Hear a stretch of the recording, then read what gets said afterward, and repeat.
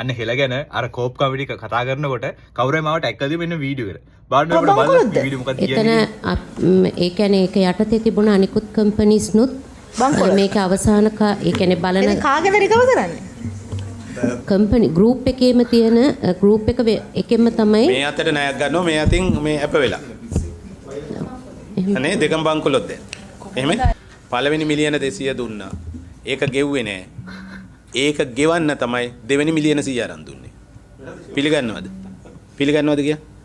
එක කම්පැනි එකකට ණයක් ගන්නවද ඒ ගෲප් එකෙන්ම තව එකක් මේ වෙලා. ගෲප් එක තමයි ගාරන්ටි එක දෙන්නේ. ගෲප් එක ඇක්ටිව් නේ? ගෲප් එක මේක දෙන කාලේ වෙනකොට ඇක්ටිව් තිබුණා. දැන් මොකද තාත්තා? හරි එතන හරියට දැන් හරියට ප්‍රශ්න ගන්නකො. දැන් දයා ගෲප් එක නම් ඔය කෝපරේට් ගැරන්ටිය දීලා තියෙන්නේ. ඒකෙන් රිකවර් කරගන්න බැරිද?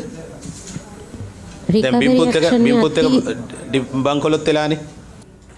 දැන් ගැරන්ටි ඒ කෝපරේට් ගැරන්ටි එක දැන් ඒ දේපල තියෙනවද? ඒකත් බංකොලොත් දන්නේ නෑ ඒවා ප්‍රසිද්ධ. දැන් ඔය වීඩියෝ එකේ මාගේ කමෙන්ට් තිබ්බ ගොඩක් ඔය බැංකුවල වැඩ කරන කට්ටිය උඹ දන්න මගුලක් නැහැ. අපි ඔය ඔක්කොම දෙනකොට කෝපරේට් ගැරන්ටි අරව දෙනකොට මේව දෙනකොට හොඳට බලලා දෙන්නේ කියලා. හරිද?